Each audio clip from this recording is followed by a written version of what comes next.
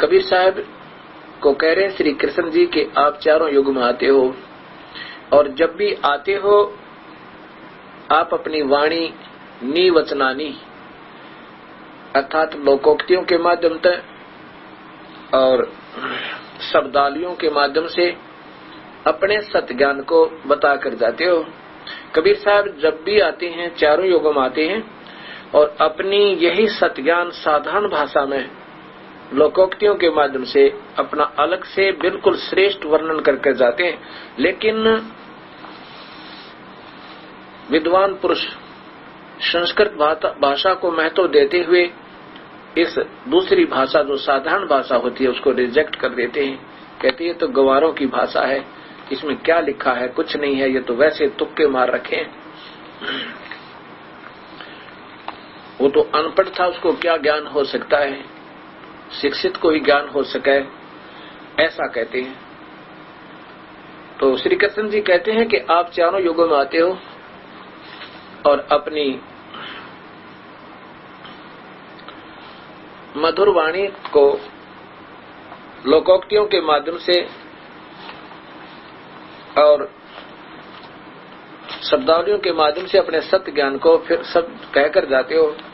आपकी वाणी है कि संत मिलन को चालिए तज माया अभिमान और जो जो कदम आगे रखे ओ है युग समान है। संत मिलन को चालिए तज माया अभिमान। जब किसी संत के पास जाते हो अपने पद और अपनी धन की महिमा को अपने घर ही छोड़ आवे। वहां तो ऐसे आना चाहिए जैसे बीमार व्यक्ति हॉस्पिटल में जाता है और डॉक्टर जैसे कहता है वैसे ही करता है, बैठ जाता है, कहता इधर आ जाता है, जाइए रिपोर्ट लेके आ, वो चला जाता है, कहता कपड़े उतार दे, कमीज निकाल देता है, ऐसा कर दे, इधर लेट जा, ऐसा कर देता है और डॉक्टर के मुंह की तरफ देखता रहता है, ये क्या बीमारी बताओगा।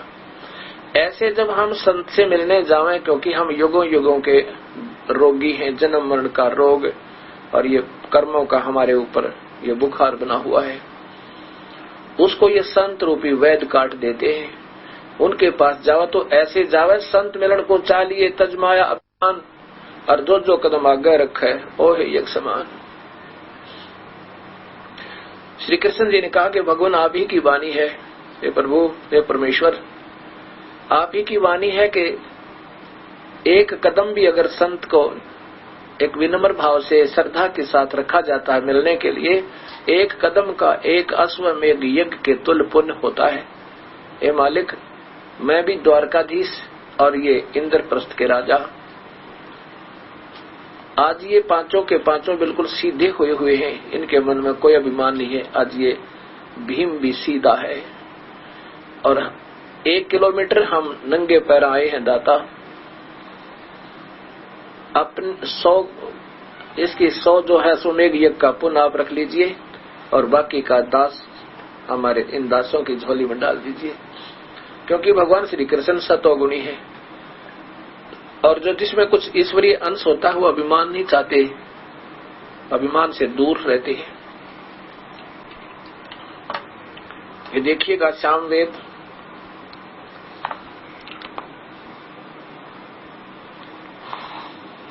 ये वही सर्वदेशिक आर्य प्रतिनिधि सभा का प्रकाशन, इसमें लिखा है, ये 1400 नंबर संख्या सामवेद की। भद्रावस्त्रा समन्यावसान महान कबीर नीवचनानी संसन आवत्स्व चमवो पूयमाने, ये यहाँ अपसर्ग लग जाता है। विचिक्षण जागरीव देव वितौ। अब इसका स्पष्ट है कि भद्रावस्त्रा ये कबीर, महान कबीर, वो सर्वशक्तिमान कबीर, तेजपुंज के वस्त्र यानी वस्त्रदार, तेजपुंज के वस्त्र अपने उस शरीर के ऊपर जो वास्तविक शरीर है उनके ऊपर एक तेजपुंज का चोला, कपड़ा, ओवरकोट माया से बना के मनुष्य जैसा समन्या का अर्थ होता है उस पहले वाले जैसा ही ज्यों का त्यों समन्या। और वसान का अर्थ होता है आने माने जीवन जी के, वस माने रह के, कुछ दिन मनुष्य की तरह जीवन जी का रुक के वो परमात्मा अपने निवचनानी का अर्थ होता है लोकोक्तियों शब्दावलियों के माध्यम से संसन माने अपना सत्य ज्ञान कहता है। और उस समय विचक्षण माने ये चतुर प्राणी जो शास्त्र विरुद्ध साधना बताकर, मीठी मीठी बात बताकर, सारे वेदों के विरुद्ध साधना बता करके उन भोली आत्माओं को अपने सारे आवत्सवय पूरे प्रवचनों में पूरे माने वो फोड़े फुंसी रूपी मवाद अमृत के स्थान पर पूर्ण परमात्मा की भक्ति के स्थान पर अमृत के स्थान पर ये पूयमान पीप वो राहत वो पीप चंबो माने आदर के साथ आचमन करा रहे होते हैं। उस समय अपने देव वितो पूर्ण पर अपने आप का यानी परमेश्वरीय देव वितो परमेश्वर का वितो माने छुपा हुआ निर्गुण और सरगुण ज्ञान का सत्य ज्ञान देते हैं, जागृत माने जगाते हैं। ये पूर्ण आप करके देखना इसको सरलार्थ ढंग से परमात्मा को साक्षी रखकर।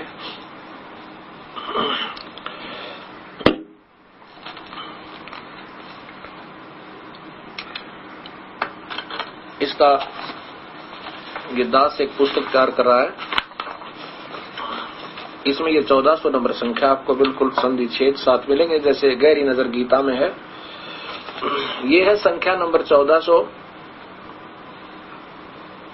ये मूल संस्कृत है, ये इसकी संधि छेद है। भद्रा वस्त्रा समन्या वस अन महान कबीर नीवचनानी संसन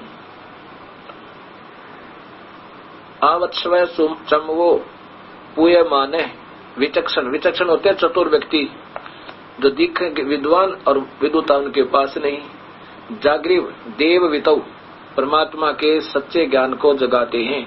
नीवचनानी का अर्थ होता है लोकोक्तियों के माध्यम से, जैसे शब्दावली कबीर साहब के दोहे, ये उस परमात्मा का जो का तुम वेद गीता पुराण कुरान बाइबल सभी का ज्ञान सामूहिक है, क्योंकि वो परमात्मा जब आते हैं उस समय अपना साधारण भाषा में ज्ञान देकर जाते हैं।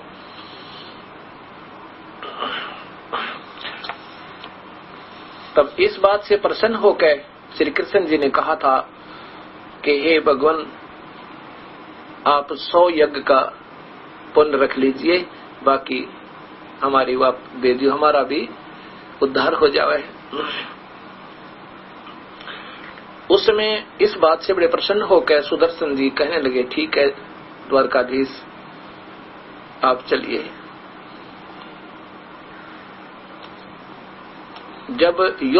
जब यज्ञ मंडप के अंदर सुदर्शन जी ने प्रवेश किया, साथ में भगवान श्री कृष्ण और साथ में 5 पांडव, उस यज्ञ मंडप में उस उपस्थित महापुरुष देखकर उस सुदर्शन जी की वेशभूषा को, छोटी छोटी दाढ़ी बढ़ी हुई, बाल सिर के ऐसे बिखरे हुए छोटे छोटे और मैले कुचले से कपड़े, टूटे हुए जूते, जब देखा कि ये जंगली व्यक्ति कौन है, ये कहां से आ गया, भगवान श्री कृष्ण जी ने अपने हाथों उनका आसन लगाया और द्रौपदी से कहा कि द्रौपदी बहन बढ़िया भोजन बना, ये महात्मा भोजन पावेगा तो तुम्हारा ये यज्ञ संपूर्ण होगा, शंख बजेगा।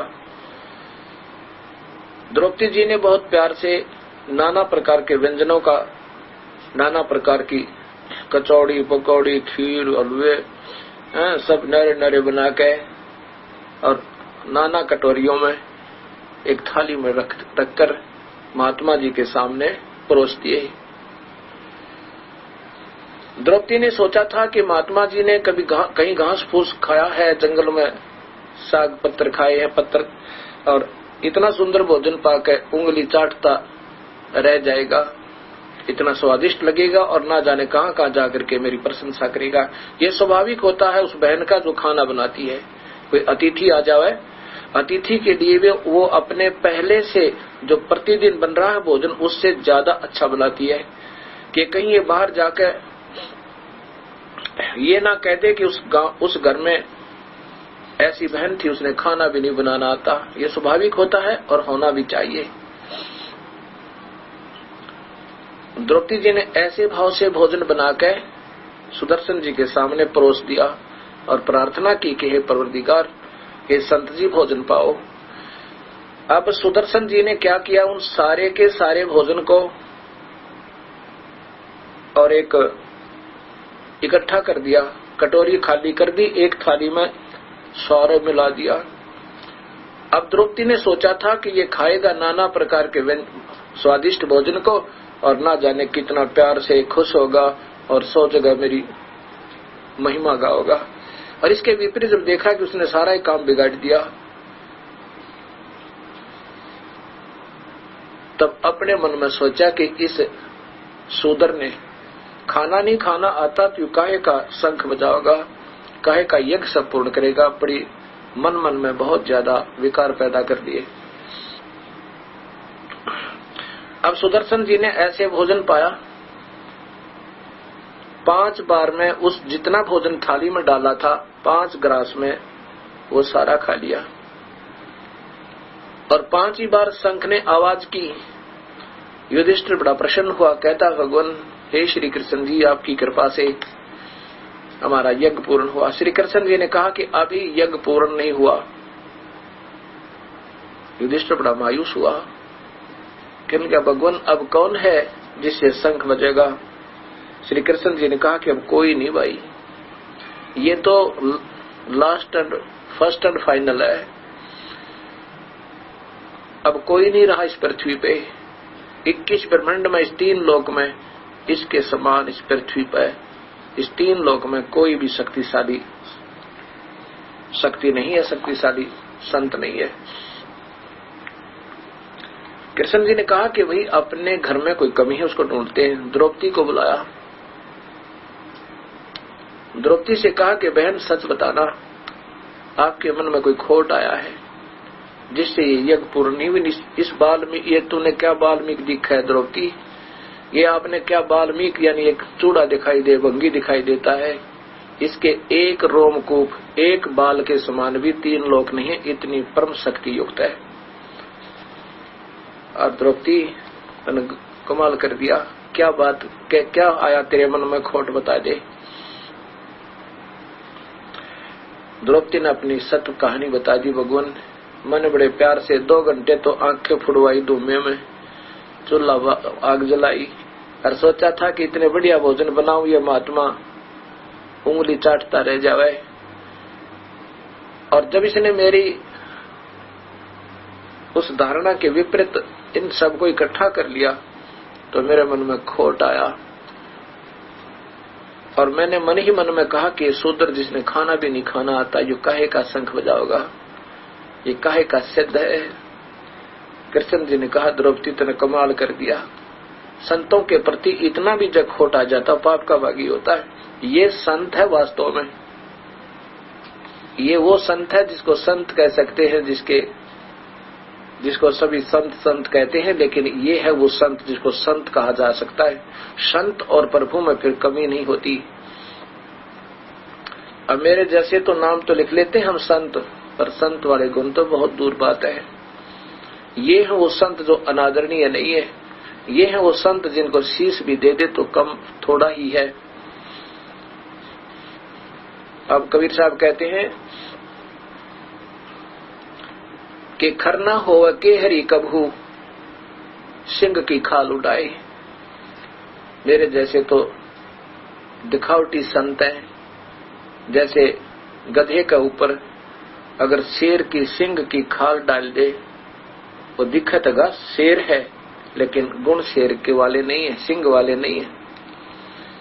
ऐसे ये है वो संत जिनको भगवान कह दे चाहे संत कहें। तब कहा श्री कृष्ण जी ने कहा द्रौपदी चरण धोकर और ये धूल भरे चरणों का पानी पी ले इस परमेश्वर के। ये तुमने के चूड़ा सा दिखा है, ये परम शक्ति युक्त और 3 लोक भी इसके बाल के समान नहीं है, एक बाल के समान नहीं है, इतना शक्ति युक्त है। अब उसी समय द्रौपदी ने चरण धोए और चरणा को धोकर एक थाली में और फिर डाला एक कटोरे में, और आधा जब पी लिया द्रौपदी ने, भगवान श्री कृष्ण ने कहा कि बहन आधा मुझे भी दे दो। ऐसे परमेश्वर तुल्य संत के चरणों की धूलि कब हमारे भाग्य में हो। आज हमारा अहोभाग्य है जो आज हमें इनके चरणों की रज मिली। आधा भगवान श्री कृष्ण ने पान किया, और फिर क्या होता है कि वो शंख अपने आप इतना मीठी मीठी मीठी मीठी आवाज से बहुत सारी पृथ्वी के कण कण पर और तीनों लोक में जाके इसकी आवाज हुई। तब वो यज्ञ संपूर्ण हुई। अब क्या होता है कि यहाँ प्रश्न आपके मन में और भी उठा होगा कि जब वाल्मीकि जी अर्थात सुदर्शन जी के भोजन पाने से, सुपथ जी के भोजन पाने से यज्ञ संपूर्ण हो गई थी, पांडवों के पाप कट गए, क्योंकि वो पापों के कारण ही उनको वो सौपन आ रहे थे। अब वो क्या होता है, ये 3 ताप के अंतर्गत आते हैं। ये प्रेत आत्माओं का दबाव, ये भी पूर्ण परमात्मा के पूर्ण संत से ही परमानेंट हट सके पूर्ण रूप से। सतगुरु जो चाहे सो कर ही 14 कोट दूत जमधर ही, ऊत भूत जमत्रास निवारे, चित्रगुप्त के कागज फाड़े। बिना किसी मंत्र जंत्र के ही वो उनके नाम देने से, उनका उपदेश लेने से ही वो सब दूर हो जाते हैं। तो उससे यज्ञ का जो धार्मिक अनुष्ठान हुआ था वो भी पूर्ण परमात्मा को भोग लग लिया तो पूरा हुआ, नहीं तो वो अधूरा रहा। और उससे इतना आराम हो गया कि उसको बुरे स्वप्न आने बंद हो गए, प्रेत आत्माओं का दबाव हट गया, लेकिन युद्ध में किए हुए पाप नहीं कटे। वो तो सच्चे नामते सार नामते ही कटेंगे। अब क्या होता है, भगवान श्री कृष्ण के पैर में जब तीर लगा हुआ था, बहेलिया से कहा था, बहेलिया तू चला जा यहाँ से और मेरा संदेशा भिजवा दे कि इंद्रप्रस्थ से 5 पांडव आ जाए एक बार। बस उनको ये मत बताना कि मेरे से गलती होगी, नहीं तुझे मार डालेंगे। 5 पांडवों को जब संदेशा मिला कि भगवान श्री कृष्ण आपको याद कर रहे हैं और बहुत ज्यादा आपत्ति में हैं, तब वो घर द्वारका में पहुंचे। वहां पर सब रोआ हराट मचा हुआ, वहां पर सब विलाप कर रहे हैं। 56 करोड़ यादव विनाश को प्राप्त हो चुके हैं। पता चला कि भगवान श्री कृष्ण भी इधर जंगल में गए हुए थे। वहां जाकर देखा भगवान श्री कृष्ण अब अंतिम सांस गिन रहे हैं। 5 पांडवों से कृष्ण जी ने कहा कि तुम मेरे बहुत प्रिय हो अर्जुन, अब मेरा अंतिम संदेश सुन लो। अब सब यादों समाप्त हो चुके हैं और मेरे भी प्रारब्ध पूरा हो चुका है। अर्जुन एक काम करना, यहाँ से सभी गोपनियों को, औरतों को वहां ले जाना इंद्रप्रस्थ में। यहाँ पर कोई व्यक्ति नहीं रहा है और यहाँ के लोग, आसपास के व्यक्ति इन औरतों की बेइज्जती करेंगे, तो वहां ले जाना। और दूसरी बात मेरी और सुन ले, तू मेरा बहुत प्यारा है पांडव, तुम मेरे बहुत प्रिय हो। एक मेरी और आदेश समझो, चाहे मेरी एक सलाह समझो, हुक्म करो दाता। अर्जुन ने कहा, युधिष्ठिर ने कहा, 5 ने कहा। श्री कृष्ण जी ने कहा कि तुम ऐसे करना, इंद्रप्रस्थ जाकर और इस इंद्रप्रस्थ के राज्य को अपने पुत्रों को देकर और यहाँ से प्रस्थान कर जाना। उसमें राजा परीक्षित, अभिमन्यु का पुत्र, को राजगद्दी पर बैठा। फिर वो कहते हैं तुम वहां से अपना राज्य त्याग कर और हिमालय में जाकर कठिन तप करके, भजन करके अपने शरीर को त्याग देना। अब उस समय अर्जुन पे नहीं रहागा। अर्जुन ने पूछा, हे भगवान, एक शंका रूपी कांटा मेरे हृदय में रड़क रहा है, खटक रहा है। आपकी आज्ञा हो तो ये दास आपका उस शंका का समाधान करवावे। श्री कृष्ण ने कहा, बोल अर्जुन, अब जो मैं कहूंगा वो सत्य कहूंगा, बता के पूछना चाहे। अर्जुन ने कहा कि भगवान, आपने गीता जी का जब ज्ञान सुनाया युद्ध के समय, उस समय कहा था कि तुझे कोई पाप नहीं लगेगा अर्जुन, तो युद्ध कर ले। और ये तो मैंने मार रखे हैं। और कहा था तेरे दोनों हाथों में लड्डू हैं अर्जुन, अगर मर गया तो युद्ध में मरने वाला सैनिक स्वर्ग जाता है, और विजयी हो गया तो इंद्रप्रस्थ का राज भोगेगा। तेरे दोनों हाथों में लड्डू हैं। ए प्रभु, अब तो हमारे एक हाथ में भी लड्डू ना रहे। युद्ध में हम मरे नहीं, राज्य जो प्राप्त किया था इतना अनर्थ करके, उसको आप कहते हो अब त्याग जाओ। और क्या कहा था कि तुम इस इंद्रप्रस्थ के राज को त्याग जाओ, हिमालय में जाकर के इस शरीर को समाप्त कर दो, अपना तपस्या कर करके, भक्ति करते करते, क्योंकि तुम्हारे ऊपर युद्ध में किए हुए पाप दुखदायी होंगे। उनका बहुत जबरदस्त आपके ऊपर प्रभाव है। वो पाप तुम्हें दुखदायी होंगे, इसलिए वो पाप कट जाएंगे तुम्हारे। वहां पर तपस्या करके चले जाना। उस समय अर्जुन ने कहा था कि भगवान, आपने युद्ध में कहा था कि तुम्हारे पाप नहीं लगेंगे, और अब कह रहे हो कि आपको पाप लगेंगे। जब आपने कहा था, जब भैया को, युधिष्ठिर जी को बहुत बुरे बुरे स्वप्न आ रहे थे, हम आपके पास पहुंचे थे, आपने कहा था कि जो तुमने युद्ध में पाप किया है वो तुम्हारे को दुखदायी हो रहा है, इसलिए युधिष्ठिर को वो भयंकर स्वप्न आ रहे हैं। उस समय तो मैं नहीं बोला, अर्जुन कह रहा है, इसलिए नहीं बोला कि कहीं मेरे भाई का दिल ना दुख है, ये ना सोच बैठे कि ये 2 पैसे लगने वाले थे, खर्चा हो रहा था, इसलिए ये अब ये प्रसन्न नहीं है मेरे दुख का निवारण होने में। इसलिए मैं अपनी छाती में मुक्का मार के और अपने दिल को डांटकर आपकी सहमति दी, स्वीकृति दे दी कि जो कहोगे वही करेंगे। आज फिर आप कह रहे हो कि इस राज को त्याग जाओ और तुम्हारे ऊपर वो पाप कर्म दुखदायी हैं, वो पाप कट जाएंगे। भगवान, ऐसा धोखा नहीं करना चाहिए था। श्री कृष्ण ने कहा कि अर्जुन, अब मेरे अंतिम वचन सुन ले। कहा कि भाई ये तो होनहार थी अर्जुन, ना तेरे बस में ना मेरे बस में। भाई जो हो गया सो हो गया, अब जो मैं कह रहा हूं ये जरूर कर लेना, नहीं तो बात बिगड़ जाएगी। तब युधिष्ठिर ने कहा कि अर्जुन, ऐसे नहीं बोला करते संतों के सामने, ऐसे नहीं बोला करते। अब इनकी सतिथि देखो, तो अंतिम समय पर है, वाद विवाद करने का समय नहीं है। और कहो कि प्रभु आप निश्चिंत जाओ अपने स्वर्ग लोक को, जो कहोगे वैसे ही होगा। तब अर्जुन ने कहा कि जो कहोगे ऐसे ही होगा। तो श्री कृष्ण जी अपना स्वर्ग चले जाते हैं, अपना शरीर त्याग जाते हैं, उनका देहांत हो जाता है। अब क्या होता है कि अर्जुन उन गोपनियों को लेकर कृष्ण जी की, उधर भगवान श्री कृष्ण जी की पत्नियां जो 8 थी, 16,008 पत्नियां मानी जाती हैं भगवान श्री कृष्ण की। 16,000 तो किसी राक्षस राजा के पास कैद कन्याओं को लाकर के अपने पास अपनी पत्नियों के रूप में रखा था, और 8 रानियां थी जो उन्होंने स्वयं शादी की थी। 8 की 8 रानियों ने तो श्री कृष्ण जी के प्राण त्यागते ही आत्महत्या कर ली थी। 7 ने तो आत्मदाह किया था, और 8वीं सत्यभामा ने अनशन करके अपने प्राण त्याग दिए थे।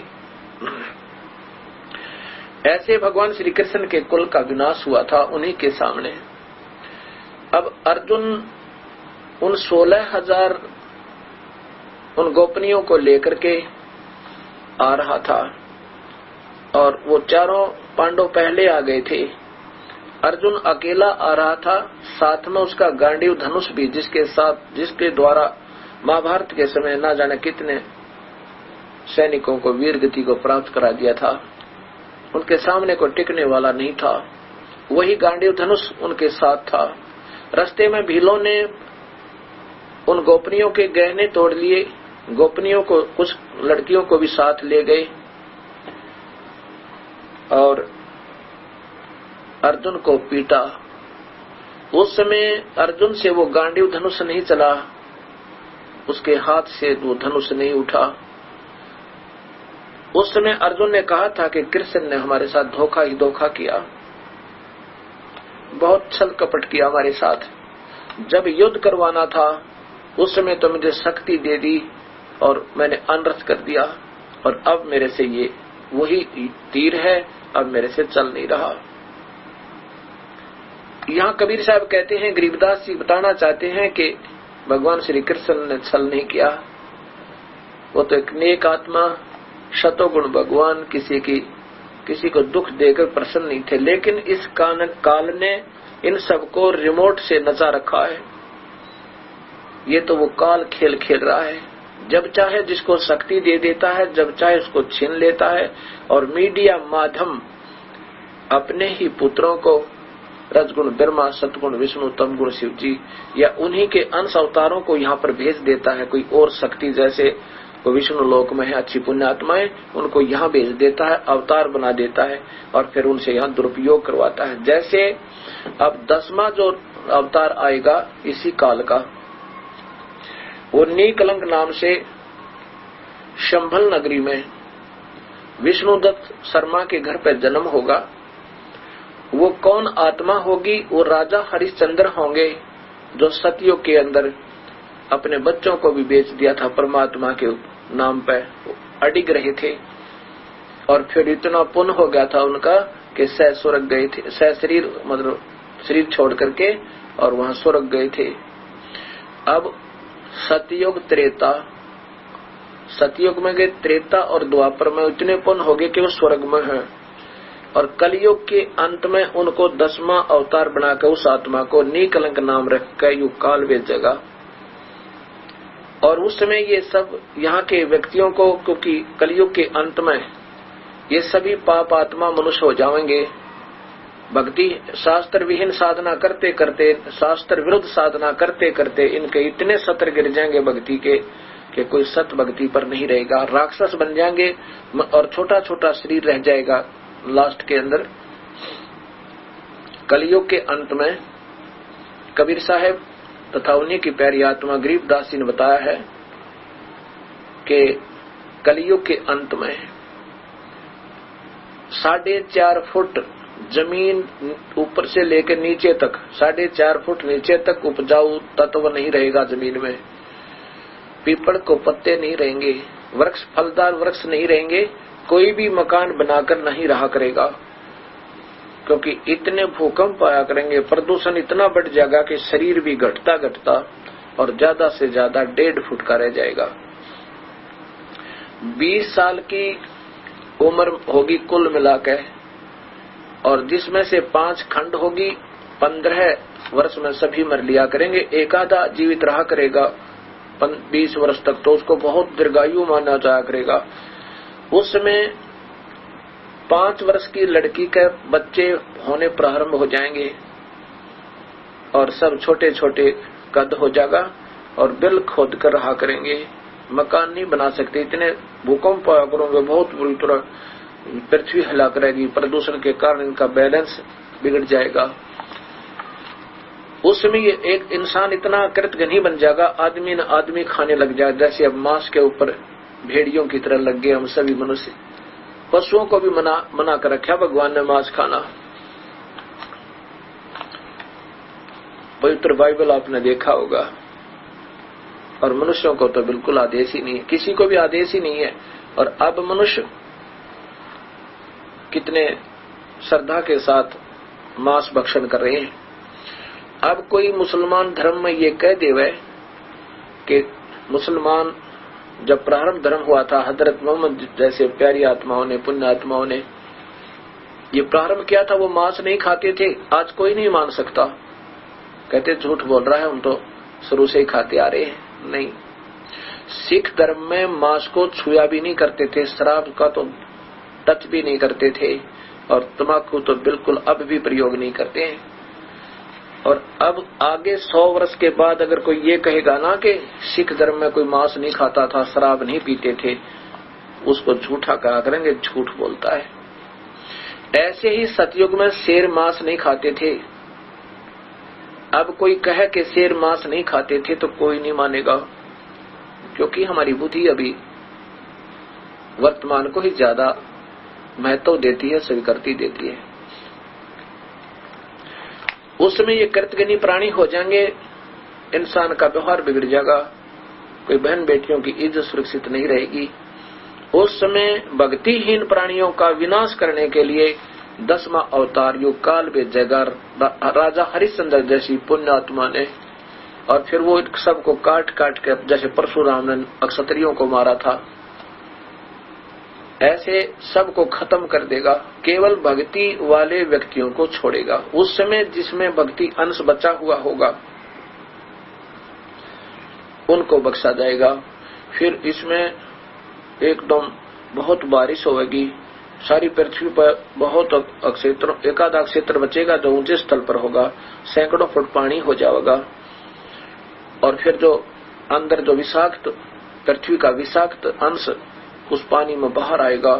फिर धीरे धीरे सैकड़ों वर्षों के बाद वो पानी सूखेगा, फिर उसमें बहुत ज्यादा जंगल हो जाएंगे, सारी पृथ्वी पर वृक्ष हो जाएंगे, और काफी वर्षों तक फिर इसमें क्या होगा कि वृक्ष जो है ऑक्सीजन छोड़ते हैं, कार्बन डाइऑक्साइड लेते हैं, ये प्रदूषण को समाप्त कर देंगे, और फिर ये जमीन भी नीचे का जो अंश था वो जहर बाहर आ जाएगा, और उपजाऊ तत्व जमीन में, क्योंकि वृक्ष उगेंगे और वृक्ष फिर समाप्त होंगे, उनके घास पौधे समाप्त होंगे, फिर ये पृथ्वी फिर उपजाऊ बनेगी, फिर सतयुग प्रारंभ होगा। उस समय रिवर्स होगा, माता पिता छोटे कद के होंगे, बच्चे बड़े बड़े कद के होंगे। अब जैसे माता पिता बड़े कद के हैं और बच्चे कुछ छोटे कद के होते जा रहे हैं, ऐसे ही वो ऐसा अंतर होता होता, और सतयुग में 15-15, 16-16 फुट के व्यक्ति होते हैं, और इतना मजबूत और स्वस्थ शरीर रहता है, बहुत अच्छा आहार होता है, वहां से फिर सतयुग प्रारंभ होता है। ऐसे जो मैं कहना चाहता हूं कि ये काल ऐसे जाल बचा रखा है, एक बार तो भक्ति करवा देता है और फिर उसको उसी के द्वारा अपना सारा काम करवाता रहता है। अब फिर क्या होता है कि ये पांडव कहते हैं ना, अर्जुन निर्मल हो गया, अर्जुन को कोई पाप नहीं लग गया, भगवान के अनुसार उसने युद्ध किया था। अब क्या होता है कि फिर ये पांचों पांडव हिमालय में जाकर के अपना शरीर गला जाते हैं, तो फिर इन चारों पांडवों को नरक में डाल दिया जाता है, और युधिष्ठिर को धोखा देकर कुछ समय के लिए नरक में ले जाया जाता है,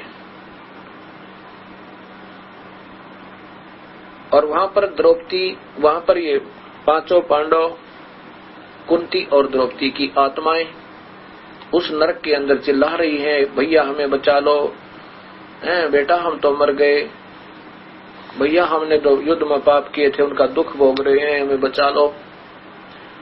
जब युधिष्ठिर ने कहा था कि मेरे भाइयों को नरक से बाहर निकाल दो, नहीं तो मुझे भी नरक में रख दो, तब युधिष्ठिर धर्मराज ने कहा था कि ये तुम्हारे भाई नहीं है, ये तुम्हारे भाई नहीं है, ये तो तुम वहां एक लीला करने, एक रोल करने गए थे तुम सभी, और अब तो तुम अलग अलग हो गए हो। उस पृथ्वी पर तुम्हारा भाई का नाता था, अब इनके साथ कोई माँ भाई बहन पत्नी का नाता नहीं है, और इन्होंने बहुत पाप किए हुए हैं युद्ध में, और उसके कारण इनको नरक में डाला गया। आपने भी युद्ध में झूठ बोला था, अश्वत्थामा मर गया, एक हाथी को मरा हुआ, हाथी को मारा था, और हाथी आपने कहा था कि द्रोणाचार्य का पुत्र अश्वत्थामा मर गया, और मंदी आवाज में कहा था कि न जाने हाथी था या कुंजर, हाथी था या मनुष्य था, कुंदर व नर। इसलिए तुझे थोड़े समय के लिए इस नरक में रखा गया है, अब तेरा यहाँ नरक नहीं है, आप स्वर्ग में चलियो। युधिष्ठिर जी ने कहा कि नहीं, मेरे सब परिवार को यहाँ से नरक से निकालो, और नहीं तो मुझे भी नरक में डाल दो। तब धर्मराज ने कहा तू बाहर आ जा, एक बार यहाँ बात करेंगे। तो वो नरक से बाहर गया। धर्मराज ने कहा पुत्र तू मेरा बेटा है।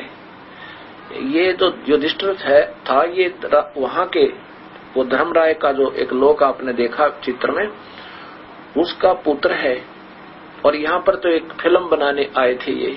अर्जुन जो है ये इंद्र के पुत्र हैं, देवराज इंद्र, स्वर्ग के राजा इंद्र का पुत्र था।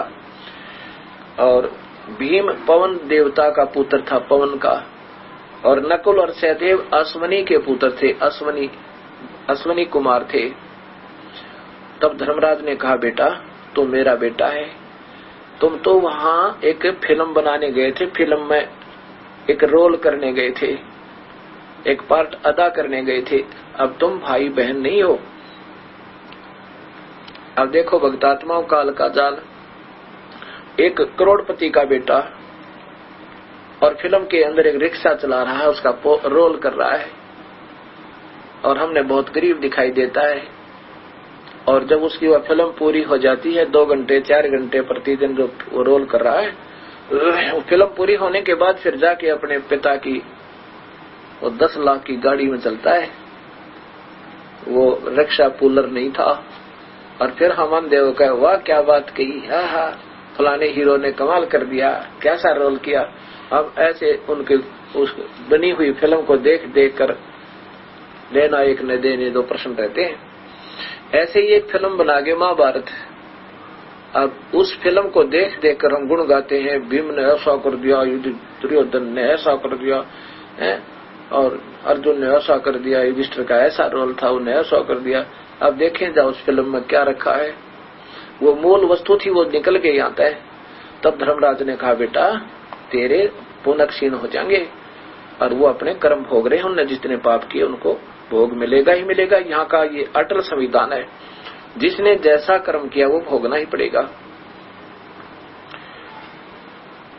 अब युधिष्ठिर ने कहा कि मैं नहीं मान सकता, मेरा अनुमान एक बहुत अटूट श्रद्धा होगी है, ये 60, 70, 100 वर्ष के इकट्ठा रहने से एक ममता बन जाती है, और ये काल का जाल है सारा, इतना प्रबल कर दिया उसके अंदर ये भावना कि मैं अपने परिवार के बिना नहीं रह सकता, या तो मुझे नरक में डालो या उनको बाहर निकालो।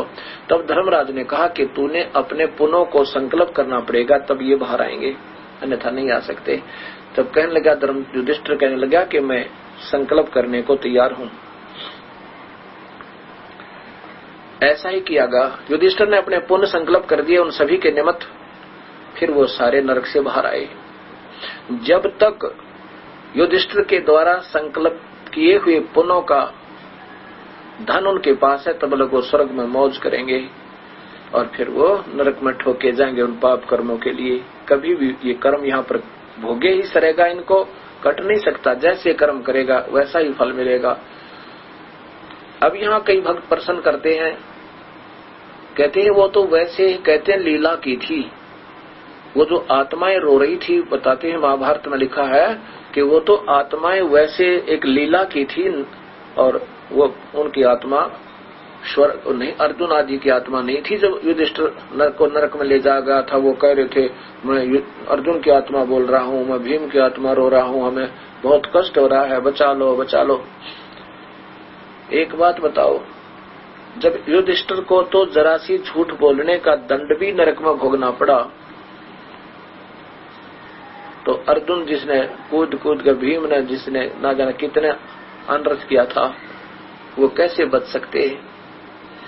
अब ये काल का जाल आपका बिल्कुल समझ में आ जाएगा, इस परिभाषा प्रभु की ये देखते रहना, और ये सोचकर देखते रहना कि ये शायद वैसे ही कह रहे होंगे, लेकिन नहीं, एक एक बात आपको सही समझ में आ जाएगी।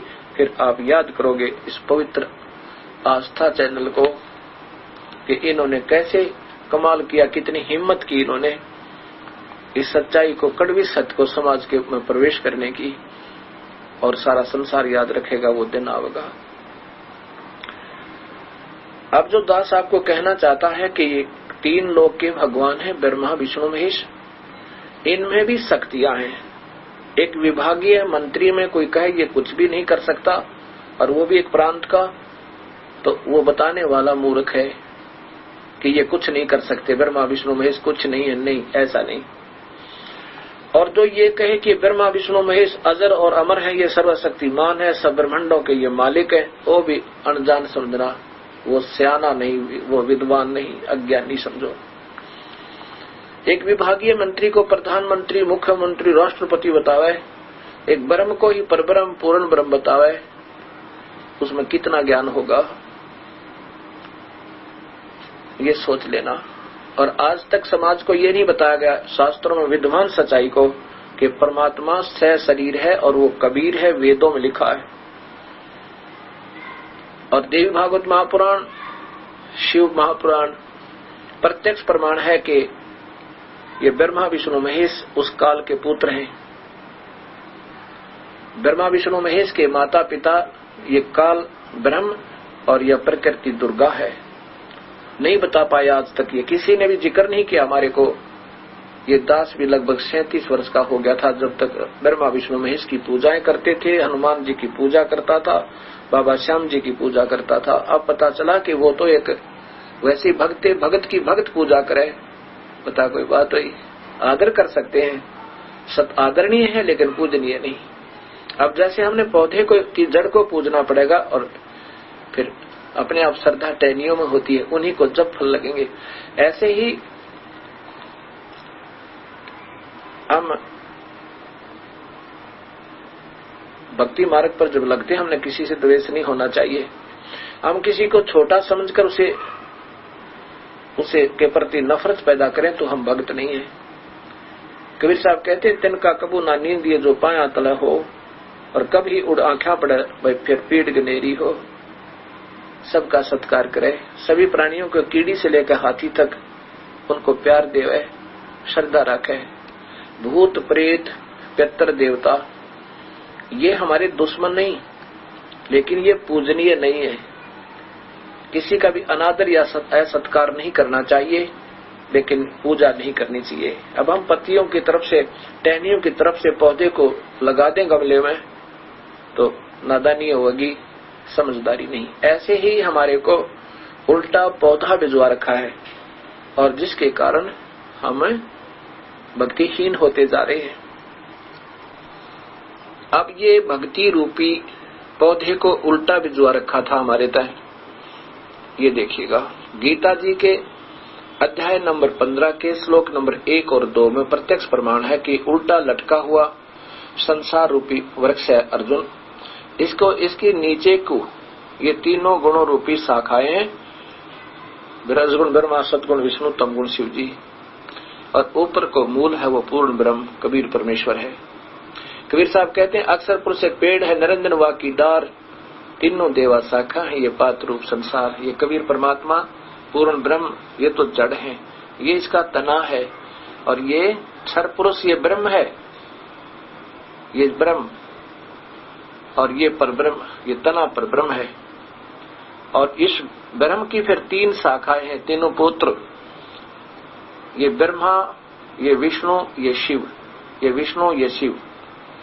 रजगुण ब्रह्मा, सदगुण विष्णु, तमगुण शिव रूपी ये तीनों शाखाएं। अब हमारे से ऐसे भिजवा रखा ये पौधा। हम ब्रह्मा विष्णु महेश से भक्ति कर रहे हैं, इनको नीचे को करके इन्हीं को सर्वस्व, यही जो कुछ है, यही जो पालन करता, ये सब कुछ है, ऐसे हम सिंचाई करें। यह उल्टा लगाया हुआ भक्ति रूपी पौधा अर्थात शास्त्र विरुद्ध साधना, और इसको हमने ऐसे बीजना चाहिए था, इसको ऐसे बीजना चाहिए था, हमने ये ऐसे बीजना चाहिए था।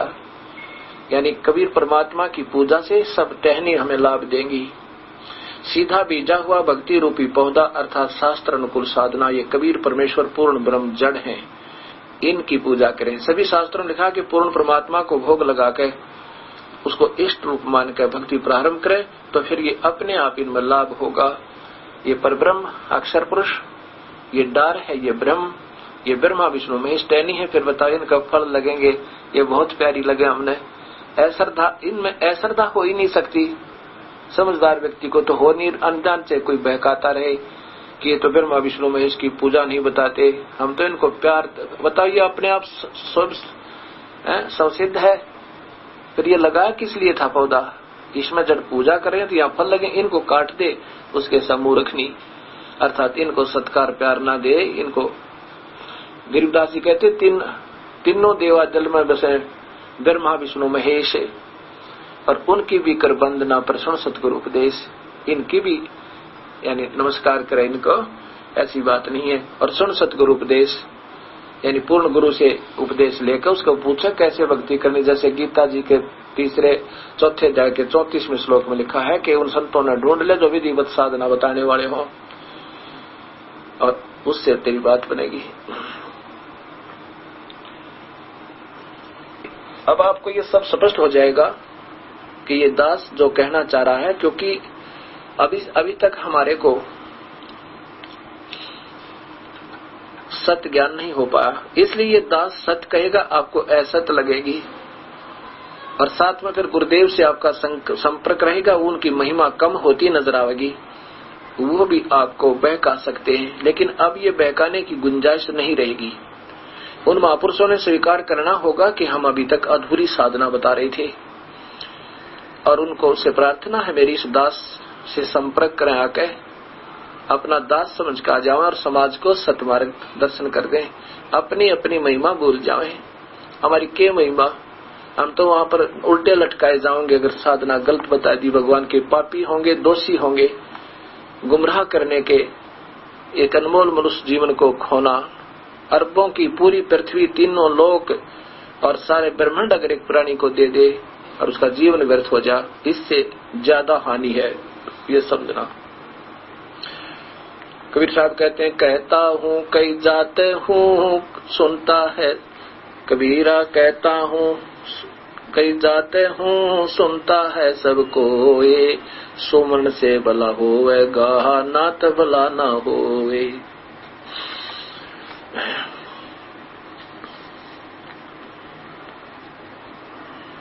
कबीर कहता हूँ कई जाते हूँ, कहता कहूँ बजा के ढोले, श्वास जो खाली जाते है भाई तीन लोक का मोल। गरीबदास जी कहते हैं, एक जो सच्चा सुमरन हम देते हैं ना, वो सच्चा नाम, उसका एक सिमरन की, एक श्वास की कीमत अगर तीनों लोक पासिंग धरे और 14 लोक एक पलड़े में रख देवे, तो भी एक श्वास के उस सच्चे नाम के सुमरन का की कीमत इनसे कहीं ज्यादा है। सत्य नाम पालड़ रंग होरी हो, सच्चा नाम, वो सच्चे नाम में एक तो ओम मंत्र होता है और एक और दूसरा मंत्र होता है। इशारों में मैंने बता दिया आपको, लेकिन ऐसे उच्चारण करने से और अनअधिकारी भी सुन लेगा तो उसको वो मंत्र बन जाता है।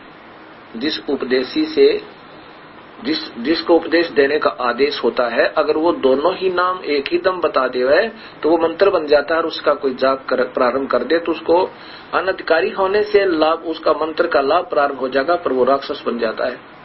पहले राक्षस ऐसे ही बना करते, गुरु मंत्र ले लेते थे, अनधिकारी या सुन लेते थे, फिर उनके जाप कर वो शुद्ध हो जाते थे और देवताओं के साथ लड़के फिर मांस भक्षण।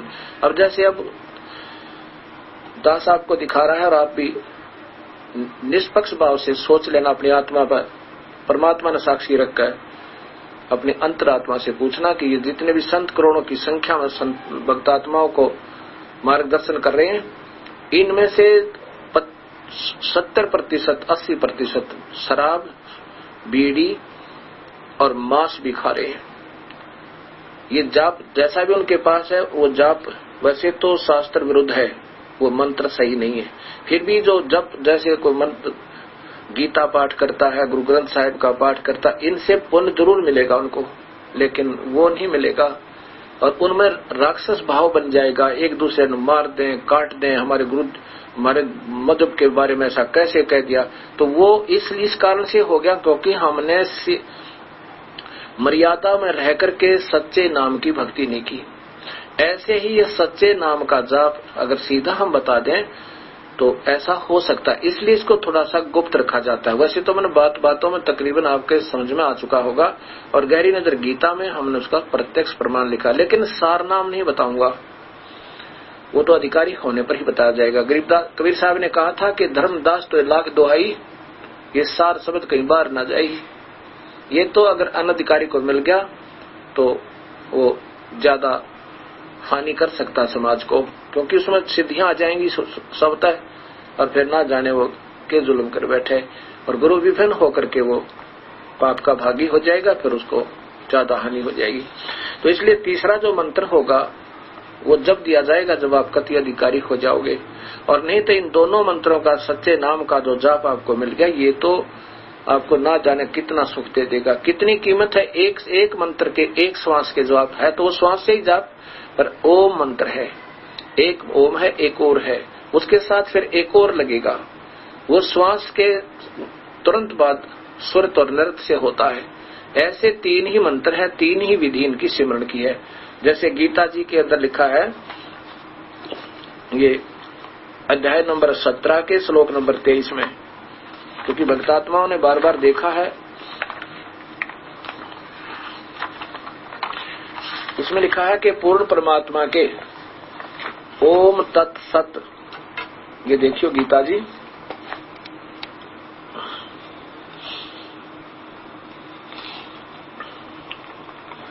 ये है 23वां श्लोक 17वें अध्याय का, ओम तत्सत। यहां देखो इधर से, ओम बिल्कुल स्पष्ट लिखा, ओम तत्सत इति निर्देश है ब्रह्मण है त्रिविधि समर्थ है। पूर्ण परमात्मा के स्मरण की, इस ओम तो है ही सीधा, ये तत् सांकेतिक है और सत भी सांकेतिक है। ये दोनों मिलके, ये उरले दोनों मिलके सतनाम बनता है। ये दोनों मिलके कहते हैं एक पालड़े में रख दे, एक श्वास के सिमरन में 3 लोग चढ़ावे राम रंगोरी, 3 लोग पासिंग रखा रंगोरी हो, 14 लोग चढ़ा दे राम रंगोरी नो, तो न तुला तुलाया राम रंगोरी हो। कबीर साहब की प्यारी आत्मा गरीबदास जी इसका इतनी महिमा बताते हैं। और ये फिर साथ मिल जाएगा तो हम पार, इन सब को पार करके सतलोक चले जाएंगे। ओम तत्सत इति निर्देश है ब्रह्मण त्रिविध है समर्थ है। इसकी 3 ही तरीके हैं स्मरण के, और ये निर्देश है, ये सिमरण करो और अन्य नहीं। अब इसी में ये कहा कि पूरा 3 माने उसी से सृष्टि के आदि काल में ब्राह्मण विद्वान पुरुष वेद और यज्ञ किया करते थे। यानी ओम नाम पहले, ये 2 मंत्र पहले ये मंत्र दिया जाता है। और जैसे कबीर साहब आए थे, चारों युगों में आते हैं वो कबीर साहब, और हमें यही मंत्र देकर जाते हैं।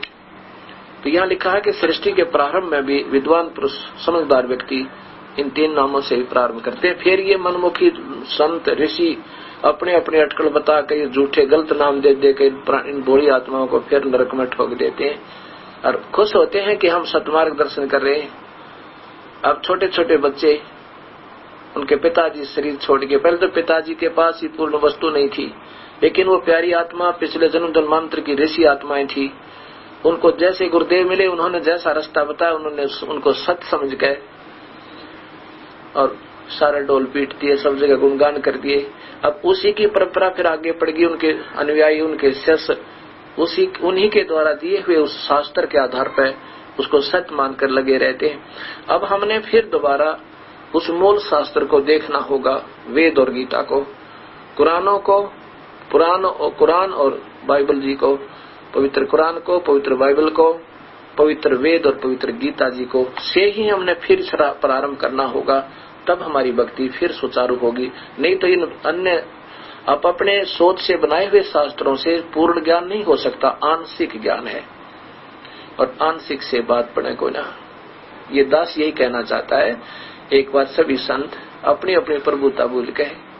ये तो 2 दिन की प्रभुता, आज मर जाओगे, कल ना जाने दोषी और दूने होंगे, कितना कष्ट उठाना होगा, पापी होंगे हम इन बड़ी आत्माओं के जीवन के साथ खिलवाड़ कर रहे हैं। आज ये दास यही इसलिए बार बार कहना चाह रहा है कि अगर मैं कोई गलत कह रहा हूं तो तुम आप सभी मिलकर एक बिल्कुल निष्पक्ष भाव से एक फैसला करो। वेदों को और गीता को अगर कोई सत्य मानेगा तो हम उसके आगे नतमस्तक हैं और उसको खूब अच्छी तरह निकालो उसमें से निष्कर्ष। और कबीर साहब की वाणी, गरीबदास जी की वाणी, जो हरियाणा के अंदर ये करौठा के ही रहने वाले थे गरीबदास जी, जहां इस दास का आश्रम है। फिर ये अपने मामा के वहां रहने लगे थे।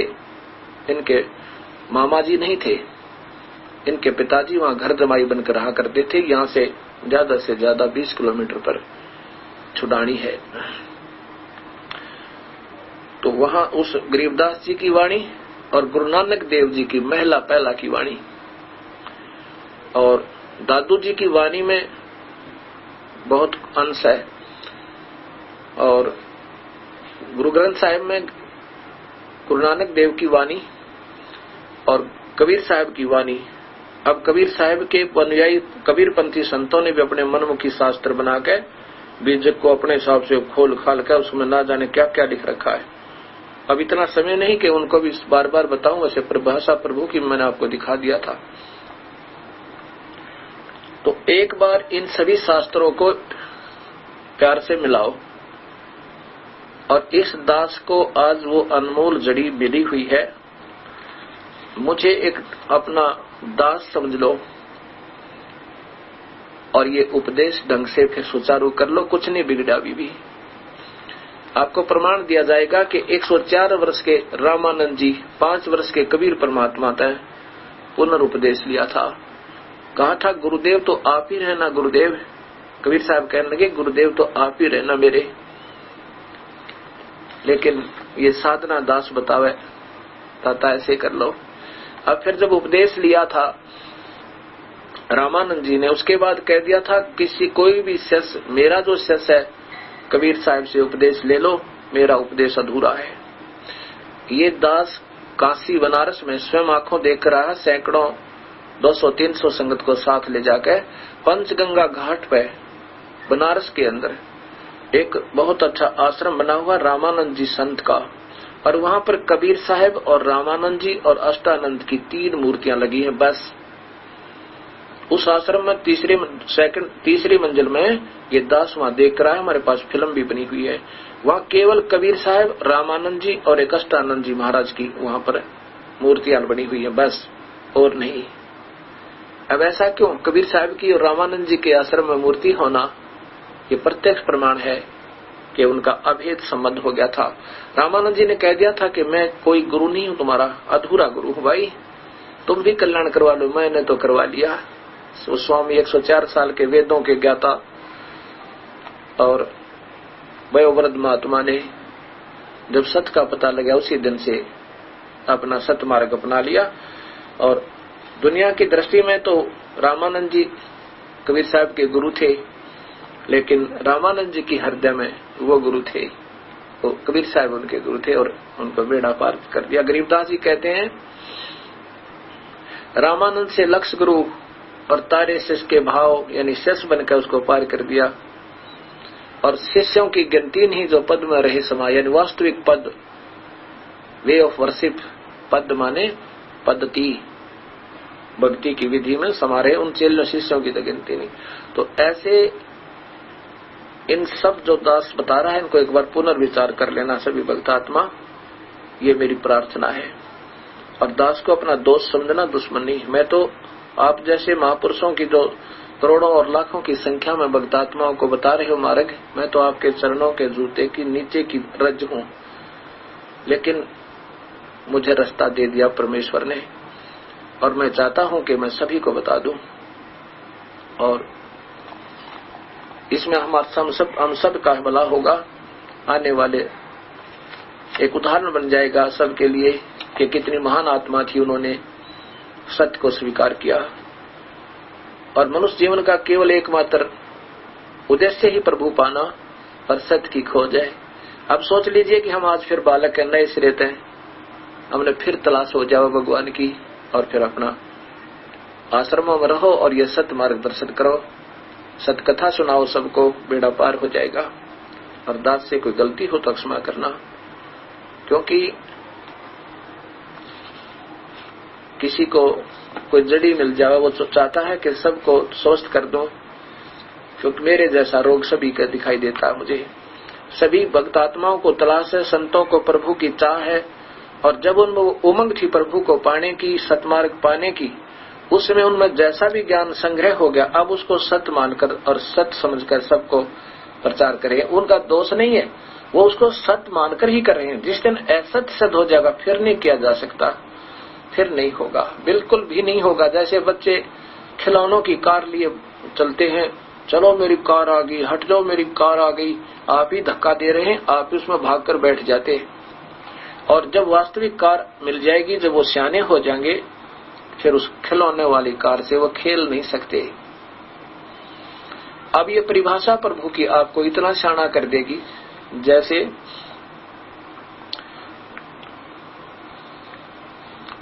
एक नगरी में दो भाई थे व्यापारी।